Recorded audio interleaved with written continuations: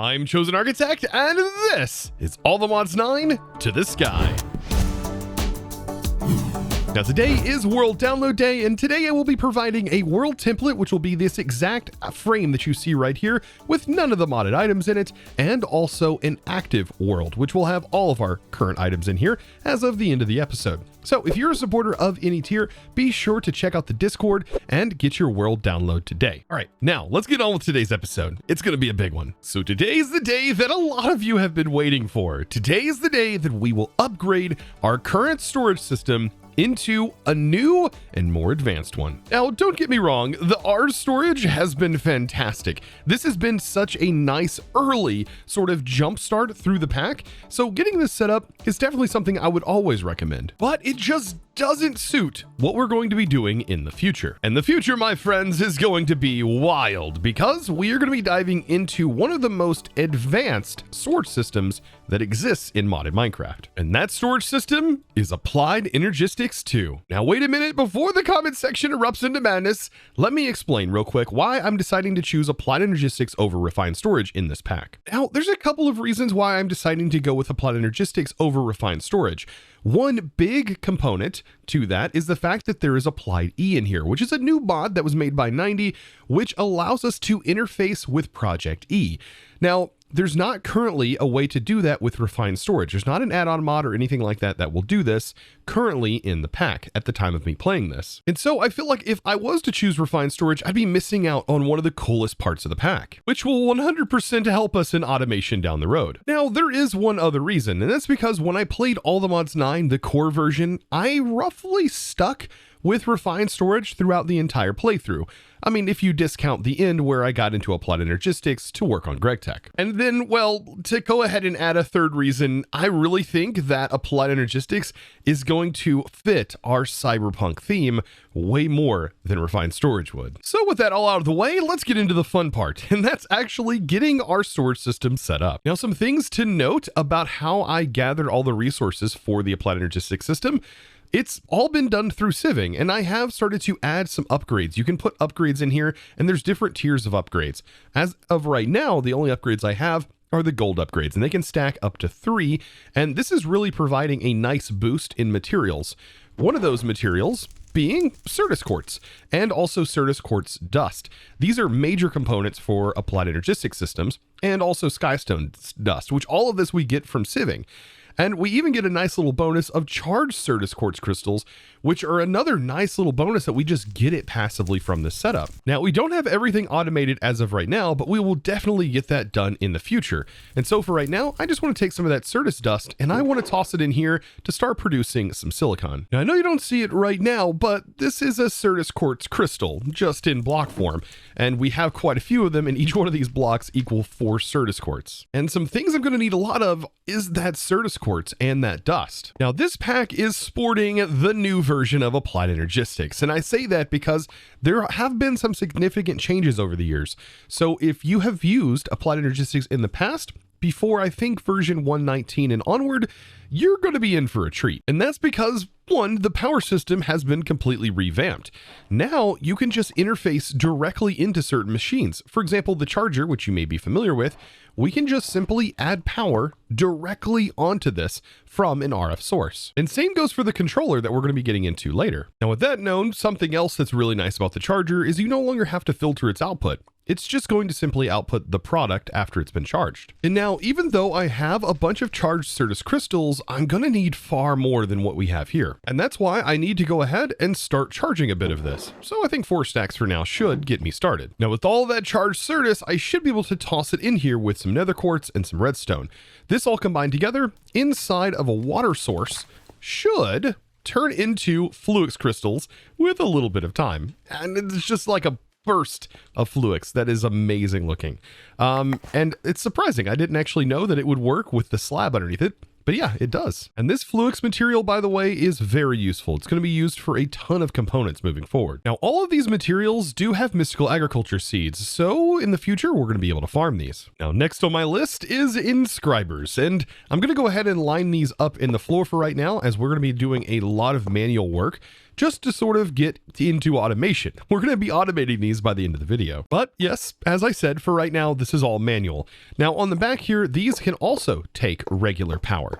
So I'm just going to put some of my ender gates on here. And if you're wondering how these ender gates are set up, this is a part of the power mod, and I'm using an ender cell that does have an energy cell inside of it. And once you have yourself an ender cell set up, it is connected to you and you can start using these ender gates. You gotta love Powell wireless power. It's fantastic. And just look how satisfyingly seamless these look on the back of this. Anyways, with all of that out of the way, let's take a look at how we're gonna get these inscribers up and running. This is a major part of applied energistics, and it's how we're going to actually make all of the base components, so the progression from within the mod itself. And so we are going to need inscribers. Now we can craft the inscribers with mystical agriculture if we got our seeds up and running, or we can use this recipe right here, which requires skystone, a piece of silicon inside of one of the inscribers, and it looks like an iron plate. And each one of these has its own recipe, which allows us to make each one of these inscriber presses. Now the resources for our 4 fundamental presses are actually the ones that we're going to be using to make the presses, which is kind of funny.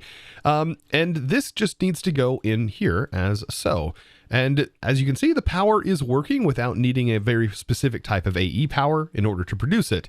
And now that we have this, I'm going to go ahead and get the rest of these done. I'm going to show you how cool these inscribers have gotten. And this right here is what makes them cool. They can hold now an entire stack of items and can also store an entire stack of its products that it's being made. This wasn't the case with prior AE, and I would say AE is now easier than ever to get into. Now you just slap down 5 of these bad boys and you're ready to go. So we have 4 base inscribers, and the final one over here can be used to assemble all of our processors. And when I say assemble, it's because we are going to have to make a circuit. We're going to also be using a printed silicon and redstone to turn all of our individual processors into their final version. And this means we can just get the party started by simply placing a stack of each of these required items in and just giving it a little bit of time. And if you think this is good, wait till you see how easy it is to automate these within Applied Energistics itself now. Now, in my opinion, one of the first processors that I want to complete is going to be these calculations that we have here.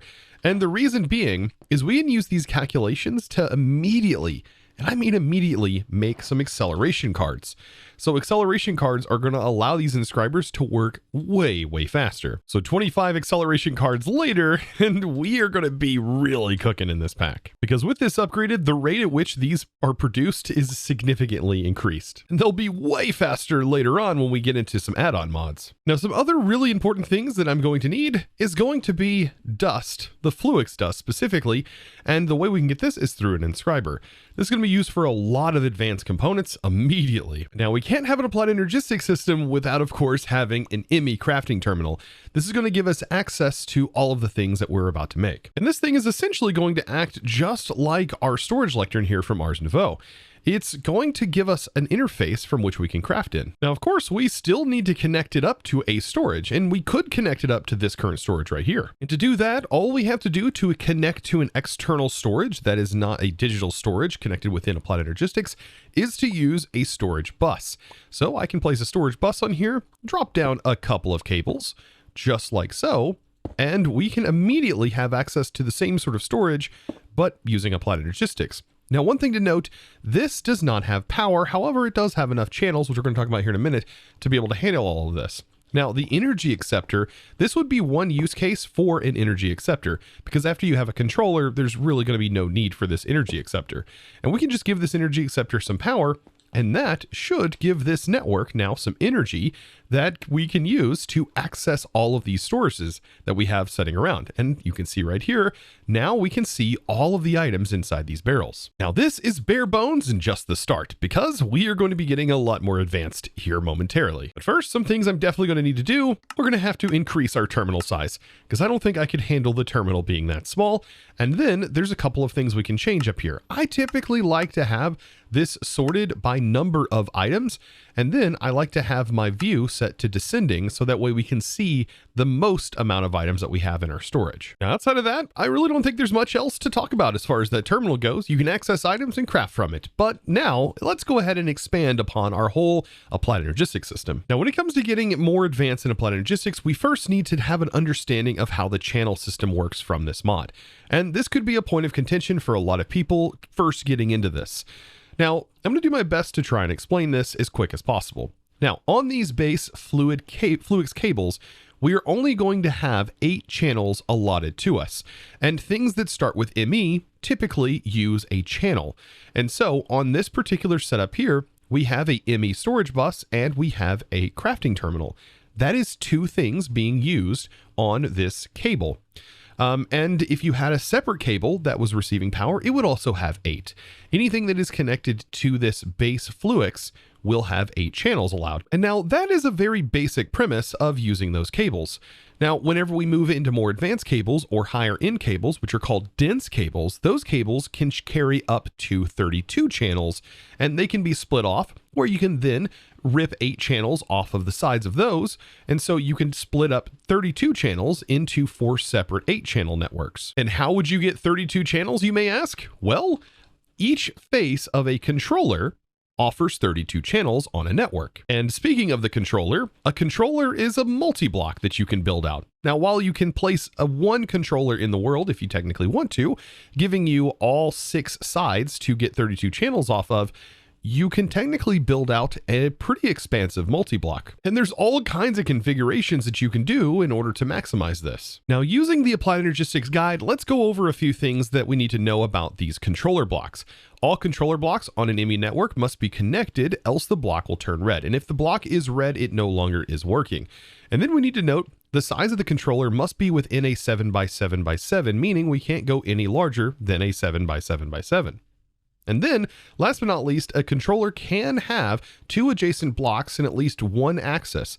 If the block violates this rule, it will also turn red. And then down here, we can see a few examples of what would cause it to turn red, such as this right here, and what would actually be allowed. So at the end of the day, you can get pretty creative with your controller setups. And now, you know what actually turns out to be a perfect 7x7 space?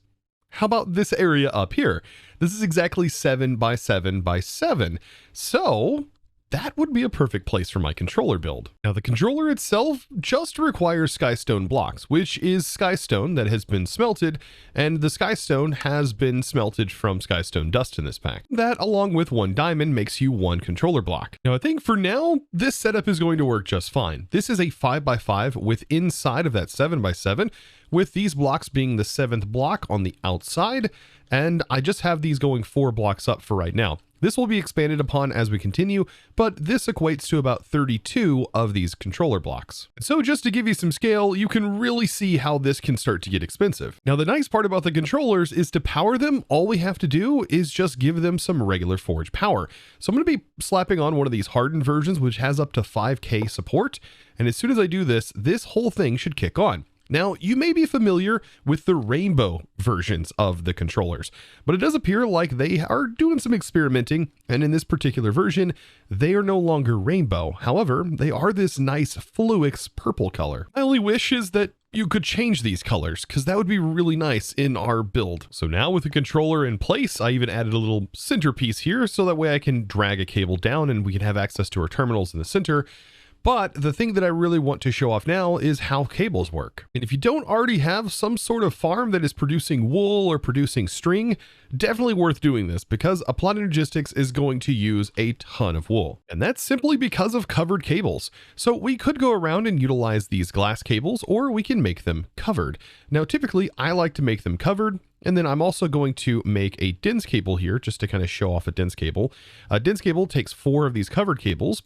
And then what we can do with these is we can turn them into smart cables. So a little bit of glowstone and redstone with mixed in with these, and we can actually start to see visually the amount of channels that we are using per cable. And this also works for the dense version as well. And I highly recommend making these, especially if you're new to Applied Logistics. So now I've made a few dyed cables you can see right here. So I have some cyan ME smart cables. These are the base tier cables. And then we have the dense cables. So when I'm working with cables, I'm either going to have what I call a regular Fluix cable, or we have a dense fluix cable. Now notice my dense cable is not actually dyed. And this is a good example of showing you how the dyed and undyed mechanics work. So believe it or not, a undyed fluix cable like this one will connect to a dyed cable, but two different colored dyed cables won't connect to each other. I know. Let that sink in for a moment. And also something to note, each side, like I mentioned before, of this controller has the capacity of 32 channels. And so by using this dense, remember that the dense cables can carry 32 channels. And that's awesome. But we still need to branch off, and we need to branch off into the regular cables. So by doing this, notice that this says 32 channels and this says 8. And so this is an example. If we were to fill this entire 8 channel line, we would still have some channels off of the base that we can work with. So we would just add off the side of this, not off the regular cable, but off the side or branching off of the side of the dense cables. And we would keep this capacity on this one dense cable off of one side of the controller until we've used up every channel there. And the cool part about the smart cables is we'll be able to see, once we have this connected in, we'll be able to see now how many channels we're actually using visually by this black strip that runs down the middle of the cable. So now let's go ahead and tear this table down. Yeah, we can go ahead and get rid of this. We're not using it anymore. And believe it or not, we can still technically use the Enchanter's Eye down the road. But I'm going to go ahead and get rid of all of this because no longer do we need to worry, for example, about the energy connector because the power is going to be carried through the controller. So now that I have my dyed cable running down, I can also place in my crafting terminal. And you're going to notice something. The terminal respects the color of the cable it's connected to. And that's just a little nice quality of life thing, decorative quality of life thing. And now that we just have this terminal on here, we'll see there is a single new stripe running down the middle of this. It's a little bit hard to see, but once we add more things, we will be able to see more of it. But what we can do is we can connect up our storage bus, and it's very easy to connect things up like that. And now it should eventually say 2. It may take a moment to update, but device online, and it says 1 of 8 channels. Before long, we'll say 2, and we can already start to interact with these things. That's right. The reason why we don't see 2 down at the bottom is because this is basically giving us an indication of how many is connected down here. But if we were to go up, then we'd be able to see this. So at the start of your network is where you would actually see all of the individual connections. And to me, this makes sense because in networking, you wouldn't actually have a cable connected to this up here that's running all the way down to the bottom. Your cables would probably only connect to the things that are needed to be connected to. And so at the main connection point is where you would have the bundle. And now I think it's time, the moment you've probably been waiting for. How to get started with autocrafting. And in my opinion, one of the first things you definitely want to get set up when it comes to autocrafting is getting your inscribers automated. Now for this, we're going to need to be making patterns, and this is where we're going to be utilizing a pattern encoding terminal. We're going to come back to this in a second, but this actually requires a few more steps than you may be familiar with if you've used refined storage. That's because to autocraft with Applied Energistics, you're going to need yourself a crafting storage, and you're going to also need crafting coprocessor units. Now, in my particular setup here, what I'm going to do is just directly connect, and I'm going to place down my crafting storage to a cable or directly to the controller. And then I'm going to attach, in this example, just 3 coprocessing units. This essentially becomes a crafting CPU.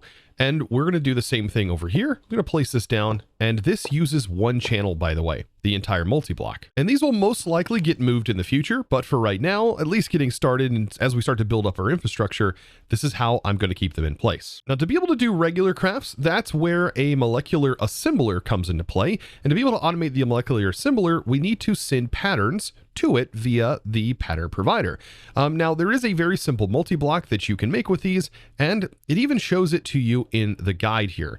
So the guide is very, very nice. It is now built into Applied Energistics, and we are able to use this to see how all of these automations are set up. So how do we set up the multi-block? Well, we can place in up to 8 of these pattern providers into one system that utilizes successfully 8 channels, which is going to be perfect, right? So I'm going to go ahead and place my pattern provider here. And an easy way to achieve that is by placing it in as such.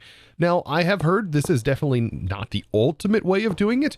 Instead, you can do like a pyramid sort of pattern. And then that's supposedly better than doing it this way. But I do like the idea of this being nice and rectangle, and it typically fits into builds a lot better. So we can go ahead and place this in just like so, and perfect. We end up getting achievement, and I'm almost positive that this achievement is for utilizing 8 channels. However, nothing is connected to this just yet. Now, because this only requires 8 channels, we can just use regular smart cables, and I'm going to drag off one of the sides of the controllers.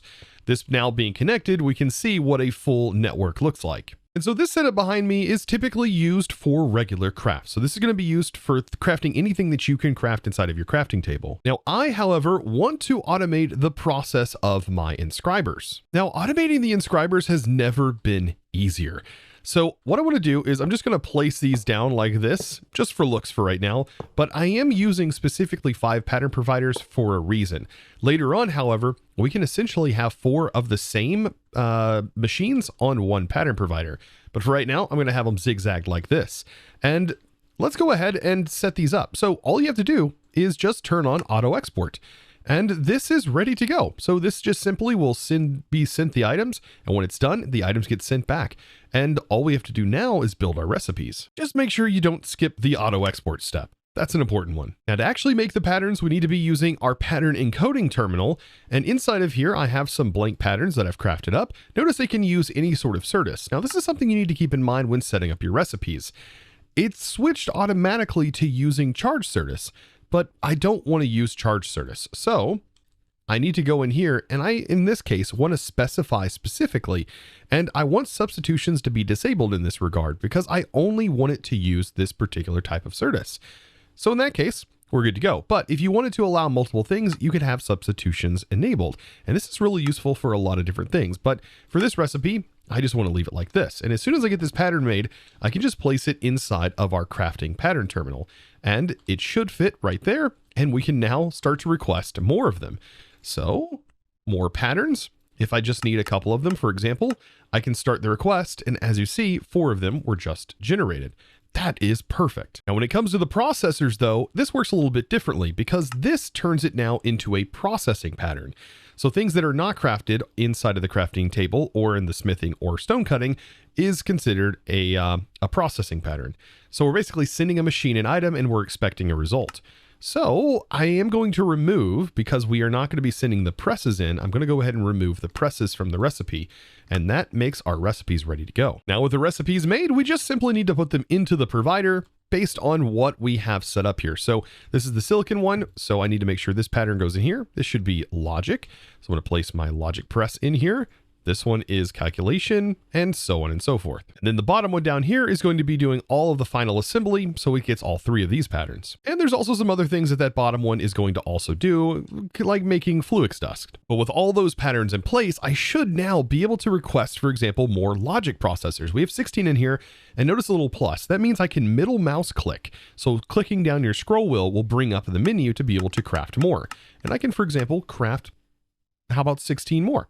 So as soon as I do this, this is going to automatically start processing those patterns and crafting them. That is phenomenal. And this is what I mean by AE2 has never been easier to get into. Now we're about to dive into the wireless access with Applied Energistics, but before then, it reminded me, make yourself a dense energy cell. This is going to be very nice, and it's going to prevent your terminals and stuff like that from going in and out of black if you use your terminals a lot by sending items, for example, in and out. It just simply creates a power storage buffer. And while your controllers do store a little bit of power, nothing compares to how much this actually stores. Now, speaking of wireless, how about we go ahead and set up the wireless access? So I've went ahead and crafted up the 3 main terminals that I'm going to want to use, one being the regular crafting terminal and a wireless pattern access terminal, which we're going to talk about in a minute, and then of course a pattern encoding terminal. So 2 of these patterns are like this. One of these terminals, by the way, gives us access to every pattern provider on the network,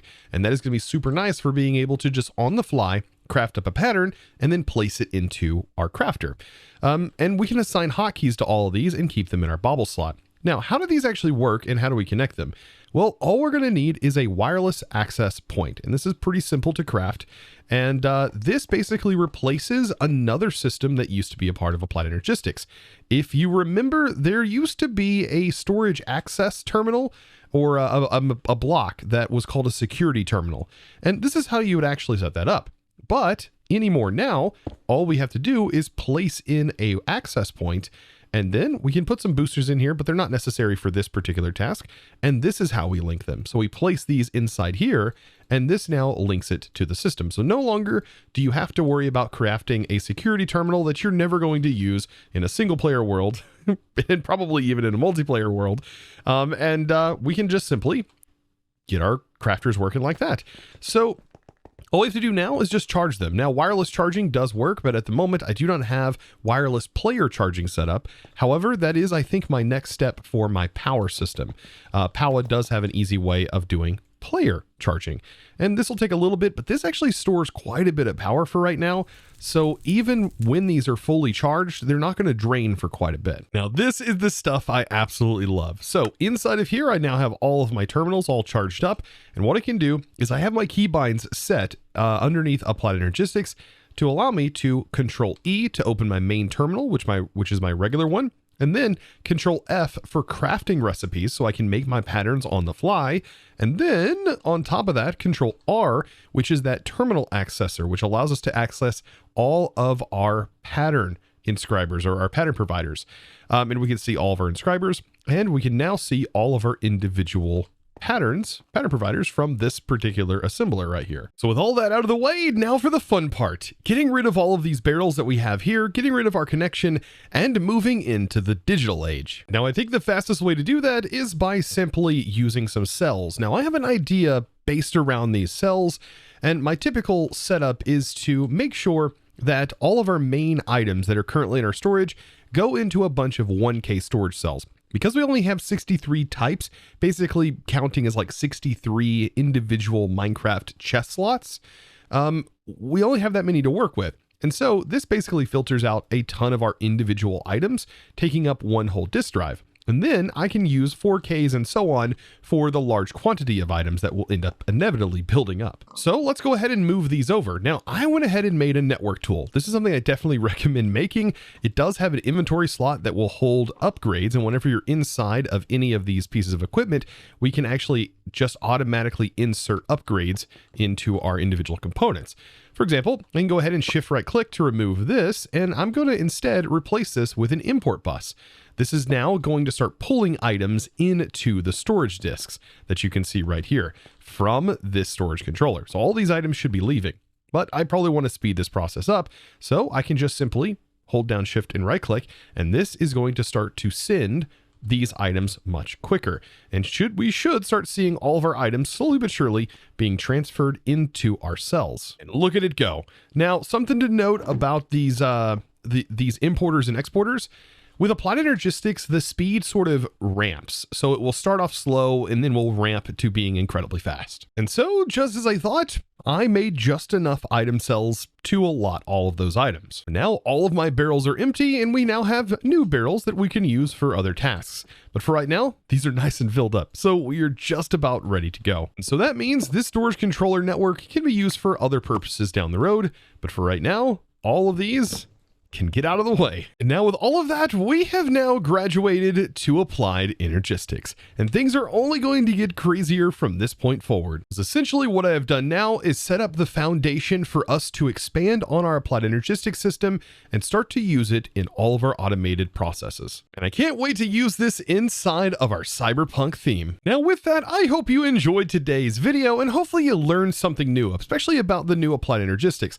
Now, if you're wanting a more in-depth tutorial about this, I do have a guide video that you can find linked in my playlists. But to be fair, I will be covering almost everything there is to know about Applied Energistics in this series. So like I said, be sure to click that subscribe button. And also don't forget, it is World Download Day. So if you're a supporter of any tier, whether that is on Twitch, over on Patreon, or over on the Discord, or even here as a YouTube member, be sure to get your world download. Everything is linked up over on the Discord. So grab it now. Now, speaking of supporting, it's now time for me to thank the amazing supporter of today's episode, and that is going to go out to Marcelo Felix. Absolutely love your name.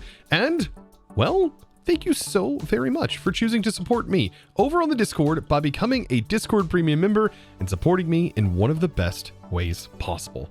Thank you all so very much for all the support during this series, and I'm looking forward to the next few episodes to come. So I hope you're ready. I'll see you in the next one. And as always, thanks for watching. Bye.